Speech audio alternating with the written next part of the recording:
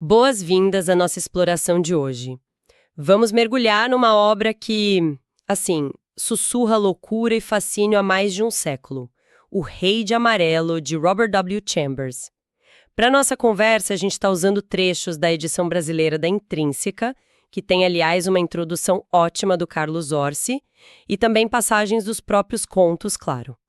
A ideia aqui é entender um pouco quem foi o Chambers, sabe? Qual era o clima cultural, literário da época em que ele escreveu isso lá em 1895.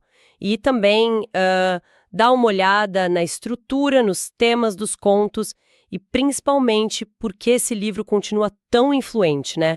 E vamos combinar, a própria ideia de um livro dentro do livro, uma peça de teatro que deixa as pessoas loucas, isso já é um começo incrível. É um gancho muito poderoso, sem dúvida. Para a gente entender o Rei de Amarelo, a gente tem que voltar para o finzinho do século XIX, o fim de século, e pensar no movimento decadentista. Era uma época assim do busca por sensações novas, né? Um frisson nouveau, como Baudelaire falava. Uma arte que muitas vezes queria chocar a moral da época, explorar o proibido, o artificial, a beleza pela beleza sem amarras éticas. Pense em A Reburs, do Huysmans. A ideia era levar a emoção, a estética ao extremo. E aí tem uma ironia, né, que as fontes apontam, porque o livro proibido da história, a peça O Rei de Amarelo, parece ser exatamente essa decadência radical, uma beleza tão intensa que vira veneno, uma maldição. Só que os contos que o Chambers escreveu mesmo na coletânea, principalmente os primeiros, às vezes os personagens têm uma certa pureza, né, uma ligação com fé até, o que é bem diferente dos anti-heróis cínicos do decadentismo.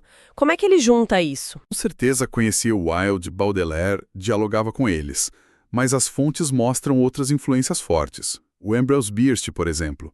É dele que vem os nomes Rastor, Halley, Carcosa, Chambers pegou emprestado.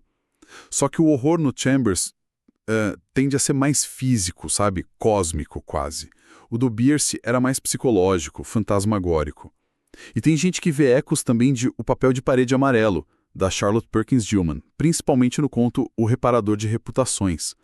Talvez pela forma como a sanidade do narrador é colocada em dúvida, o ambiente opressor. Falando nisso, a estrutura do livro não é um romance, né? É uma coletânea. E com uma organização bem específica. 10 histórias, certo? E divididas em partes que parecem bem diferentes. Exatamente. A primeira parte junta 4 contos mais ligados à peça maldita e aos efeitos dela. O Reparador de Reputações, A Máscara, No Pátio do Dragão e O Emblema Amarelo. Esses ficam ali entre o fim do século XIX e um futuro distópico, como no Reparador. Já a segunda parte é o Quarteto das Ruas. Contos mais realistas, vida boêmia, artistas em Paris. Ah, sim. A Rua dos Quatro Ventos, a Rua da Primeira Bomba. Isso, a Rua de Nossa Senhora dos Campos e Rui Barré. E entre essas duas partes tem 2 histórias de transição. É isso? A Demoiselle d'Is e O Paraíso do Profeta. Isso mesmo. A Demoiselle d'Is ainda tem um pé no fantástico, naquela coisa do tempo deslocado. O Paraíso do Profeta já são poemas em prosa mais líricos. Entender essa divisão é importante. Alguns críticos, como Orsi menciona na introdução, acham um erro as edições que só publicam a primeira parte, a do horror. Porque parece que existe uma unidade temática ali, sabe? Talvez mostrando o horror cósmico de um lado e do outro os dramas mais terrenos da vida artística. Como se fossem 2 lados da mesma moeda de obsessão, de busca por algo. A transição não parece ser por acaso. Entendi. Bom, então, em vez de analisar cada conto em detalhe, vamos pegar o ponto principal de alguns dos mais marcantes para dar uma ideia da variedade, da força da coisa. Começando por O Reparador de Reputações. O que mais chama atenção nesse... Para mim, o mais forte é como ele cria uma das primeiras distopias americanas na literatura. É ambientado em 1920, num pós-guerra fictício com a Alemanha. Ele imagina os Estados Unidos com câmaras letais para suicídio legalizado. Chocante para a época. E o narrador, Hildred Castaigne. A gente não pode confiar nele, né? Ele mesmo diz que passou um tempo num hospício, então a gente fica o tempo todo se perguntando, será que essa conspiração toda, a dinastia secreta ligada à Carcosa, o Sr. Wilde sinistro, o emblema amarelo, é real ou é delírio dele? O conto brinca com paranoia política, com a loucura que o Rei de Amarelo causa. de um jeito brilhante. E aquela nota final do editor falando da morte dele no manicômio só deixa tudo mais ambíguo. É perturbador mesmo essa dúvida. E em A Máscara? A fonte diz que mistura arte, ciência, sobrenatural. Qual é a chave ali? A Máscara é quase uma alegoria sobre a arte levada a um extremo perigoso. Um tema bem decadentista, aliás. O escultor Boris descobre uma química que transforma seres vivos em estátuas perfeitas de mármore. É a busca da beleza eterna que acaba em morte. E a leitura da peça maldita, O Rei de Amarelo, parece que é o gatilho que acelera a tragédia toda. Adoece a Genevieve, leva o Boris à loucura, à morte. O ponto central é essa ideia da arte como uma força que consome, sabe? Capaz de criar beleza imortal, mas ao custo da vida, da sanidade, e as máscaras no contos literais e as metafóricas reforçam essa tensão entre o que parece ser e o que realmente é, criação e destruição. Arte que mata. Nossa, pesado. E no Pátio do Dragão, onde a busca por paz na igreja dá totalmente errado. Exato. O forte aqui é como o espaço sagrado é subvertido. O narrador, já perturbado pela leitura da peça, vai para a igreja buscar alívio e encontra o contrário. A música do órgão é maligna. O organista é uma figura ameaçadora, com um ódio no olhar. A igreja vira um lugar de terror psicológico, de perseguição.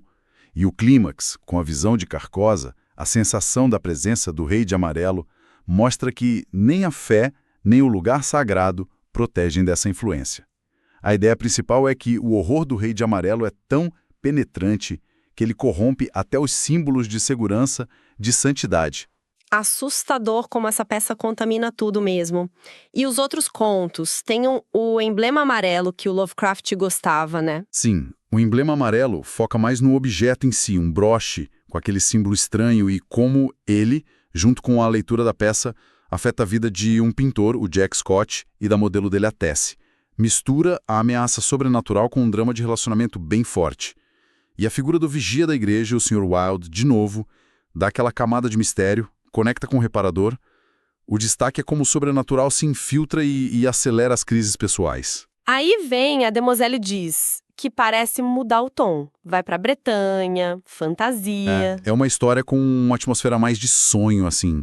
Quase um conto de fadas triste. Um americano perdido encontra uma caçadora nobre que parece viver em outra época, séculos atrás. Explora amor impossível, nostalgia, a ideia de que o tempo não é tão linear. A menção a Hastur aqui é bem sutil, mas conecta com o resto, sabe? Sugere que essa mitologia do Rei de Amarelo permeia diferentes tempos, diferentes realidades. Então tem a mudança mais brusca para o Quarteto das Ruas, histórias mais realistas em Paris, como a Rua da Primeira Bomba. Isso. A Rua da Primeira Bomba joga a gente no meio do cerco de Paris em 1870. É um conto de sobrevivência mesmo. Mostra artistas americanos, talvez o mesmo Jack Scott, lutando contra a fome. Tem até cena de caçar rato no esgoto, tem a paranoia da guerra também. O foco é no realismo cru, no drama humano em situações extremas.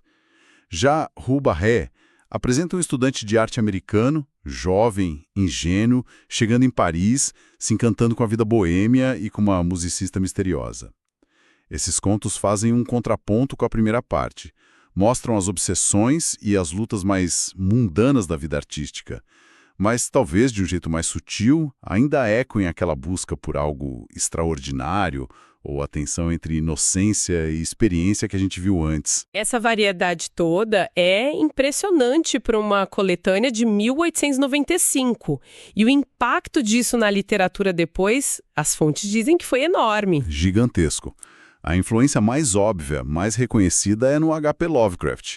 Ele não só pegou os nomes emprestados Carcosa, Hastur, Halley, o próprio Rei de Amarelo e botou no mito de Cthulhu dele, como ele elogiou Chambers, especialmente o emblema amarelo. Mas vai além. A introdução do Orsi e outras fontes falam de ecos do livro em autores tão diferentes quanto Raymond Chandler, Stephen King e Neil Gaiman. Isso mostra como uma obra assim seminal pode plantar ideias que vão florescer de jeitos muito diferentes, em gêneros e épocas distintas. É fascinante ver essa rede de influência. Mantido esse nível depois. Que ele fez muito sucesso com romances mais leves, mais comerciais, e isso meio que ofuscou o brilho sombrio de O Rei de Amarelo. O que você acha disso? É uma observação que faz sentido sobre a carreira dele. O Chambers escreveu muito, muito mesmo, e fez um sucesso comercial estrondoso com romances históricos de sociedade. Ele viu das artes visuais, né? Estudou em Paris, ilustrou para revistas. Talvez ele tenha achado uma fórmula mais rentável e seguiu nela.